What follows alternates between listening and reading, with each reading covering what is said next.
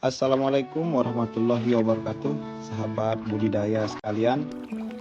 Jumpa lagi di channel budidaya ikan nila, khususnya budidaya ikan nila menggunakan sistem bioflok.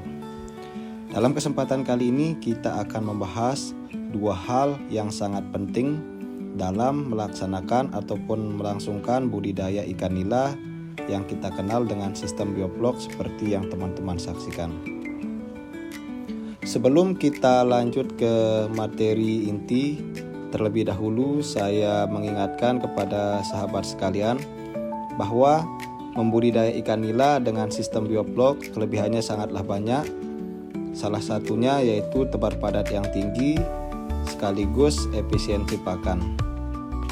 Untuk mencapai dua kelebihan yang tadi kita sudah bahas, tentunya ada hal yang harus kita lewati dan harus kita pedomani saat melakukan budidaya. Hal yang akan kita bahas yaitu yang pertama, masalah aerasi. Aerasi sangat berperan penting dalam melangsungkan budidaya, dikarenakan kelebihan dari budidaya ikan nila menggunakan sistem bioflok adalah efisiensi lahan. Bayangkan saja di kolam dengan ukuran diameter 3 seperti yang teman-teman saksikan, mampu kita budidaya ikan sebanyak 600 ekor. Tentunya untuk membudidaya sebanyak 600 ekor di lahan yang sempit ini, kita membutuhkan aerasi yang sangat cukup. Apabila aerasi tidak cukup, maka tebar padat yang bisa kita lakukan tidak sampai dengan 600 ekor. Untuk merancang aerasi, teman-teman bisa simak video saya. Saya merakit aerasi yang ada di kolam diameter 3 ini sangat sederhana dan cukup ekonomis. Saya menggunakan selang Uniring dan menggunakan pipa dengan ukuran setengah inci langsung melingkar di pinggir kolam. Untuk hasil aerasi bisa disaksikan seperti di video ini. Dalam satu kolam saya membuat 5-6 titik aerasi. Apabila instalasi aerasinya sudah kita lakukan semaksimal mungkin dan tiap kolam mendapatkan suplai oksigen yang mencukupi, kita lanjut ke pembahasan yang kedua, yaitu masalah tebar padat. Nah, tebar padat ini adalah salah satu kunci keberhasilan dalam melangsungkan budidaya. Apabila tebar padat tidak kita perhitungkan, maka saat melakukan panen nantinya tidak bisa kita lakukan secara serentak. Kita ambil contoh, di awal saya melakukan budidaya, pada kolam diameter 4 saya lakukan tebar padat sebanyak 1.800 ekor. Karena di awal-awal saya belum paham dengan sistem bioflok ini, saya fokus dengan kelebihannya saja, yaitu tebar padat tanpa saya memikirkan aerasi yang cukup dan tebar padat yang sesuai.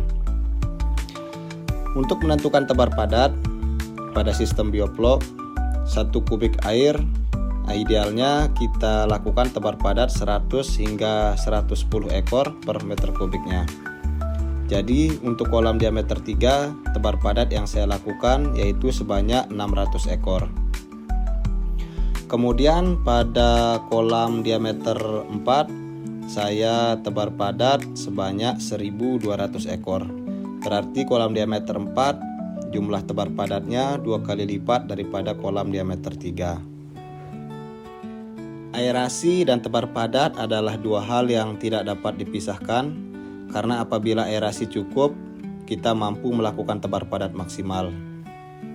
Simpelnya seperti ini sobat budidaya sekalian, apabila kita melakukan tebar padat 600 ekor pada kolam diameter 3, itu bisa kita lakukan sampai panen. Dan apabila kita lakukan tebar padat lebih dari itu, nantinya di pertengahan budidaya kita harus melakukan sortir dan kita sisakan hanya 600 ekor pada kolam diameter 3, dan itu bisa kita lakukan sampai panen nanti. Pada kolam diameter 4, tebar padat bisa kita lakukan sebanyak 1.200 ekor sampai panen.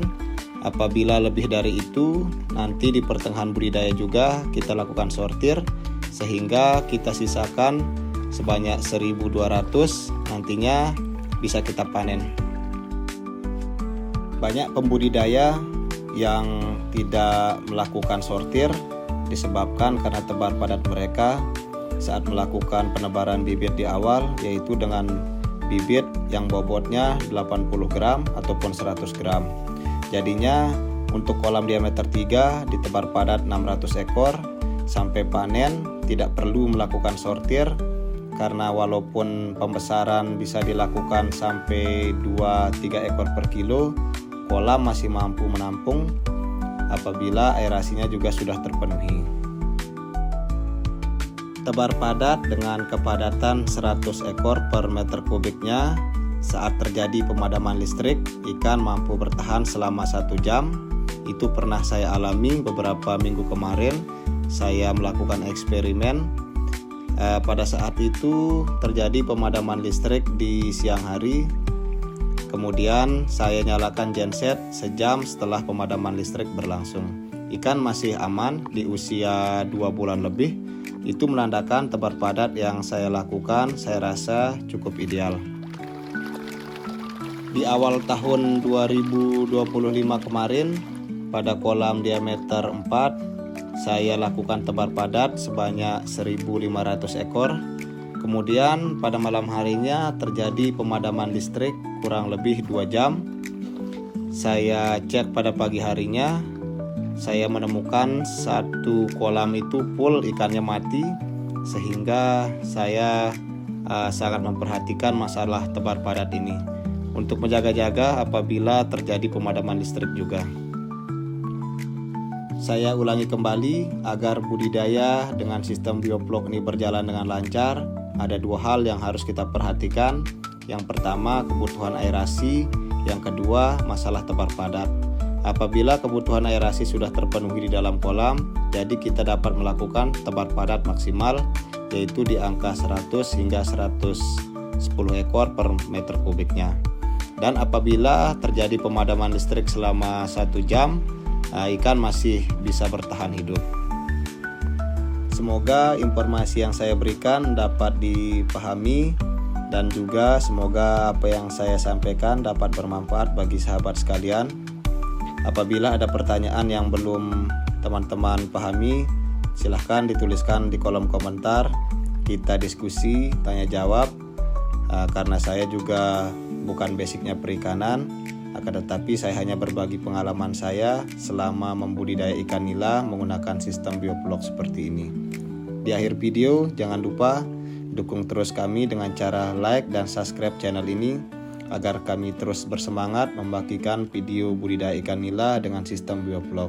Assalamualaikum warahmatullahi wabarakatuh. Salam budidaya.